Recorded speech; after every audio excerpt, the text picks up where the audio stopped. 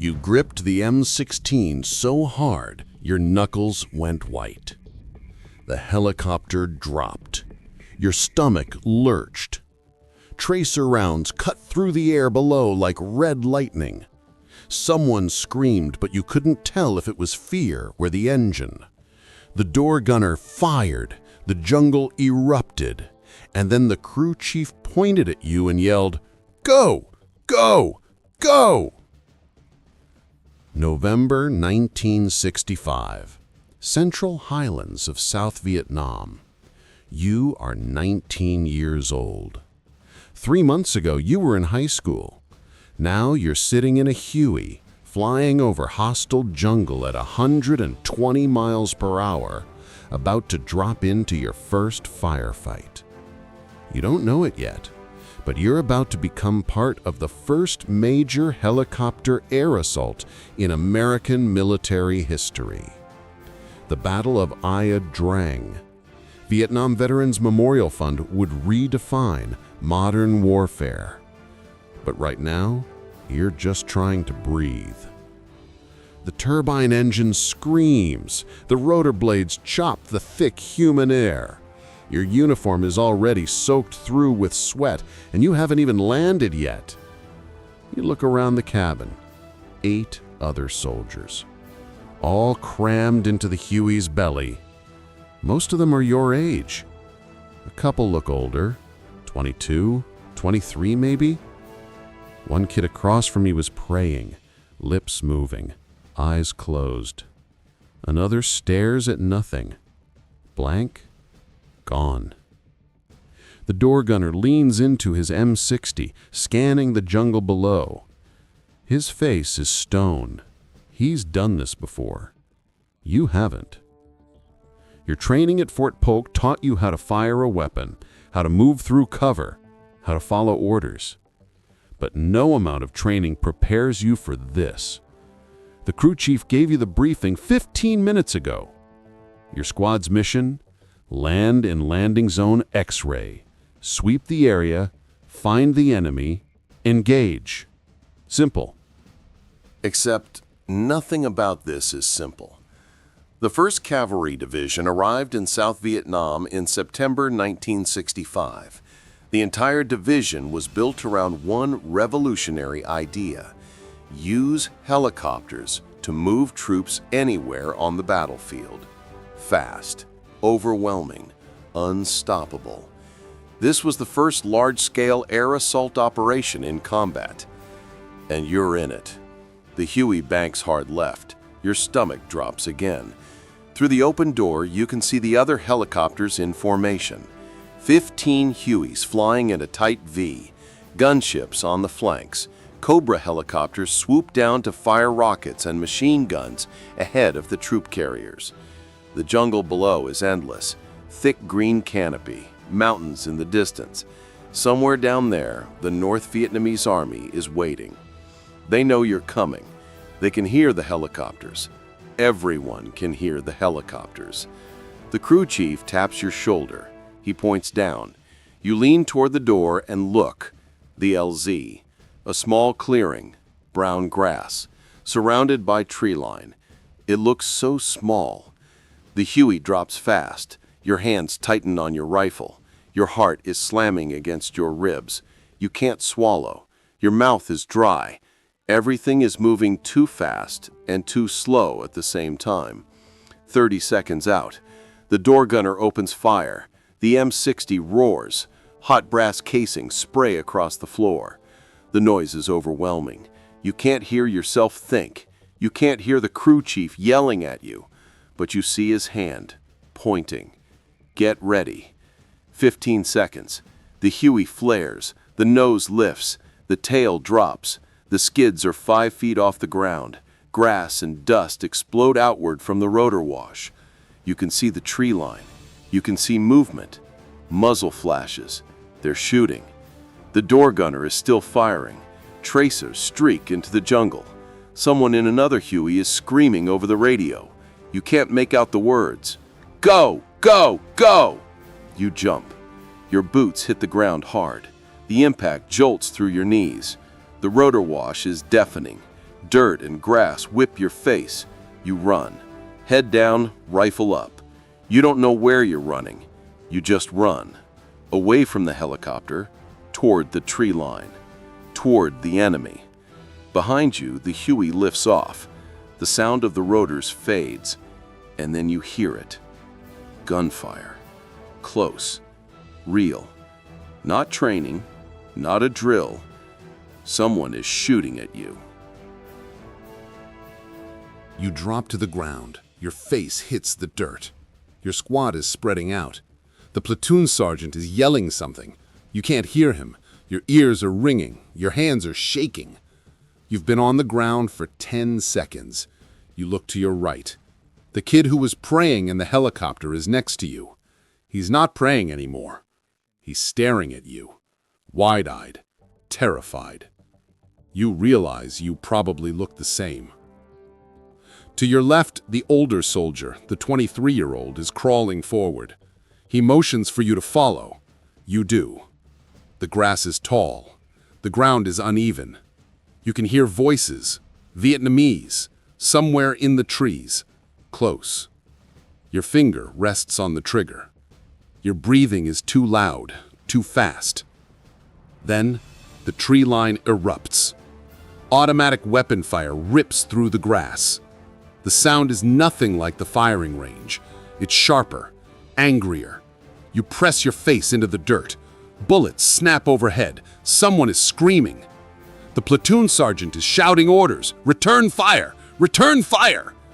You lift your head. You aim toward the muzzle flashes. You squeeze the trigger. The M16 kicks. Once, twice, 3 times. You're shooting at people trying to kill you. You are in combat. This is real. The firefight lasts 3 minutes, maybe 5. You can't tell. Time doesn't work the same way anymore.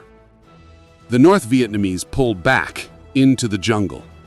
Your squad holds the LZ. More helicopters are coming in. An entire company of 120 men would then be deployed within 2 hours to support the first wave. You lie in the grass, breathing hard. Your hands are still shaking. Your rifle is hot. The smell of gunpowder hangs in the air. The older soldier crawls over. He looks at you, nods. You good? You nod back. You don't trust your voice. He pats your shoulder. You did fine, man. You did fine. You don't feel fine. You feel like you just survived something impossible. And then you hear the crew chief's voice on the radio. Another wave of Hueys is inbound. More soldiers, more supplies. The fight is just beginning. You look at the tree line. Somewhere out there, the enemy is regrouping, planning, waiting. This is the Battle of Drang, which took place between November 14th and November 18th, 1965. Over the next 4 days, your battalion will fight one of the most brutal engagements of the entire war.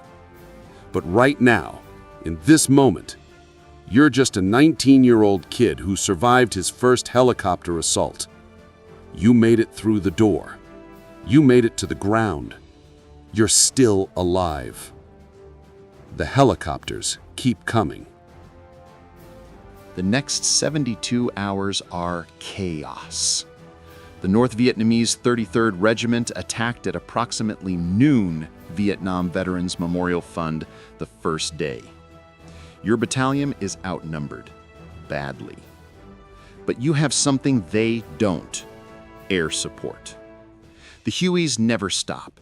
They bring in reinforcements, ammunition, water, medical supplies. They take out the wounded. The Bell UH-1 helicopter reduced the time from wounding to treatment to an average of 35 minutes, Vietnam Veterans Memorial Fund. In World War II, it took hours, sometimes days. Here, if you get hit, you have a chance.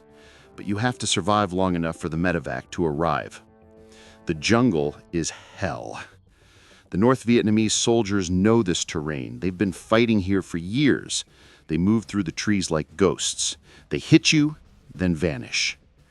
Your platoon digs in near the LZ. You stack sandbags. You set up firing positions. You try not to think about how exposed you are. At night, the enemy attacks. The darkness is absolute. You can't see 5 feet in front of you. You hear movement, rustling, voices. Flares go up. White light floods the clearing. You see shapes, running, hundreds of them. Your platoon opens fire. The sound is deafening. M16s, M60 machine guns, grenades. The night lights up with muzzle flashes. The enemy keeps coming. They get close, too close. Hand-to-hand fighting breaks out on the perimeter. Soldiers are shouting, screaming. You fire until your magazine is empty. You reload. You fire again. And then the Huey gunships arrive. You hear them before you see them, the rotor blades cutting through the darkness. They come in low, door guns blazing. Rockets streak into the tree line. The jungle explodes. The North Vietnamese pull back. The attack stops. You're still alive. Morning comes. The sun rises over the mountains. The jungle is quiet. Too quiet. You walk the perimeter. Bodies everywhere. Most of them are enemy soldiers, some are yours. The medics are working, moving from soldier to soldier, triaging, saving who they can. A Huey lands. The rotors kick up dust. Wounded men are carried to the helicopter. Some are walking, some are on stretchers. One soldier, a kid from another squad, is unconscious. His face is gray. Blood soaks through his bandages. The medic shakes his head. The crew chief helps lift the kid into the Huey anyway. The helicopter takes off. You watch it go. You don't know if that kid'll make it. You don't know if any of you will make it. The fighting continues. Day 2, Day 3. The North Vietnamese keep probing, testing your lines, looking for weaknesses. The fighting continued all day and into the night. Your squad is exhausted. You haven't slept more than a few hours in 3 days. You're running on adrenaline and fear. The heat is unbearable. The jungle is a steam room. Your uniform sticks to your skin. You drink water from your canteen. It's warm. It tastes like metal. You don't care. You just drink. The Hueys keep coming. During a typical combat insertion, 2 gunships flanked a troop transport formation for the trip into the landing zone, Cherry's Rider. They bring in fresh troops, take out the wounded, drop supplies.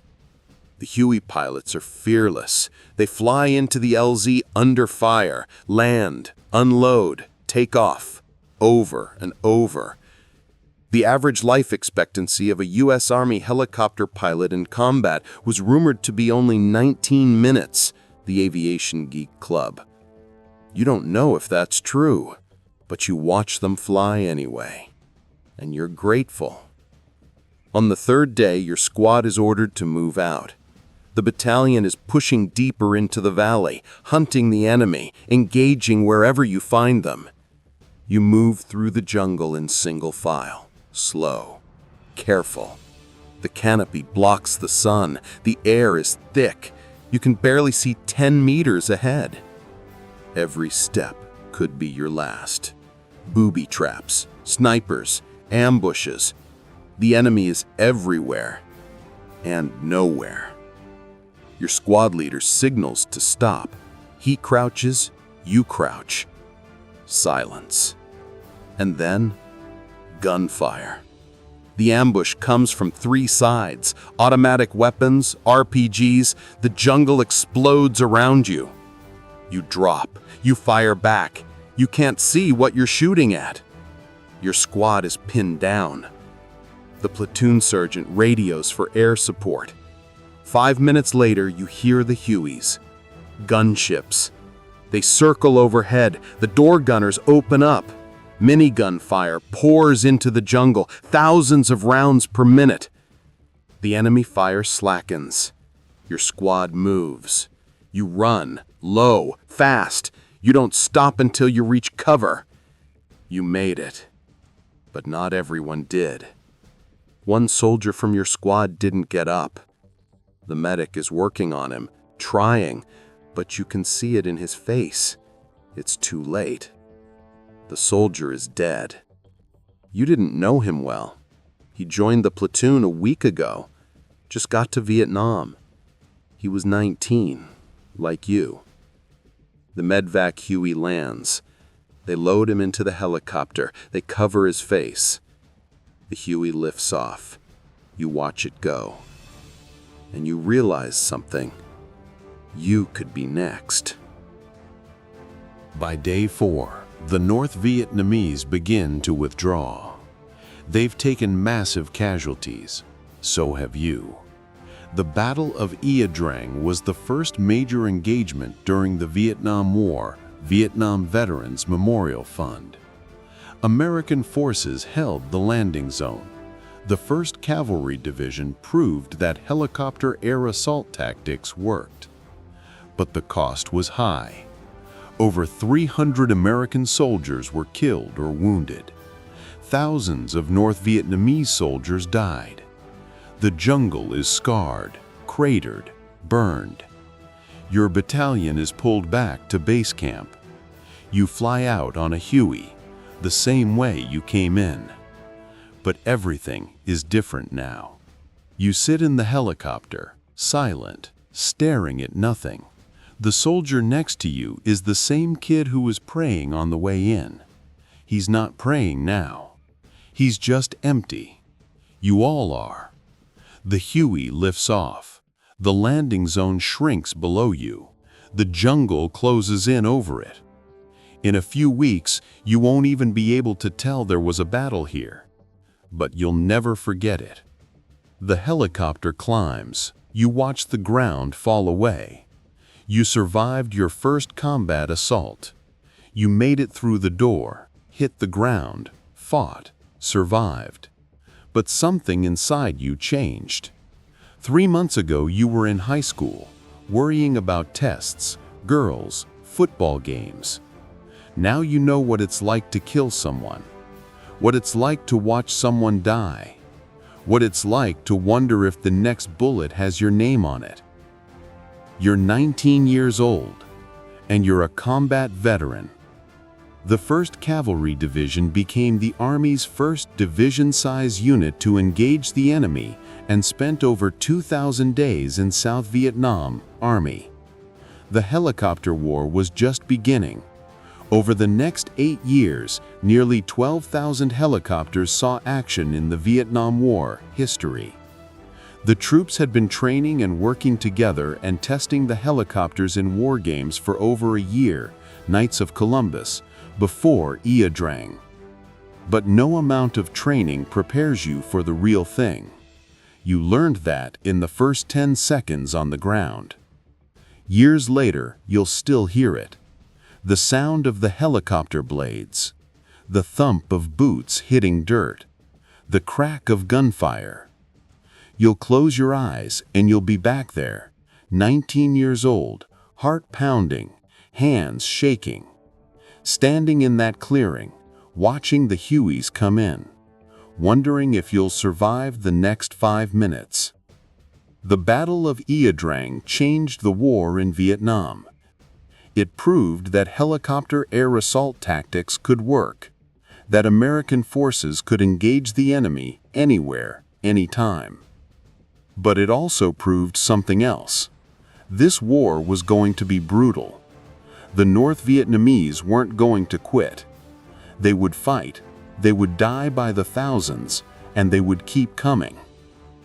For you and for the 50,000 American soldiers who would die in Vietnam over the next decade, Drang was just the beginning.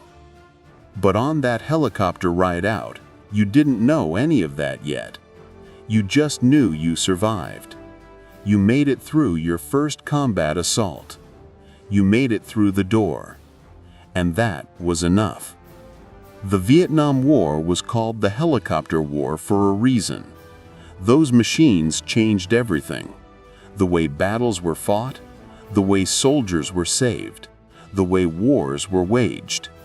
And for a 19-year-old kid from Middle America, Stepping off that Huey for the first time was the moment everything became real. If you found this story powerful, hit that subscribe button. There are more untold stories from the wars that shaped our world, and you won't want to miss them.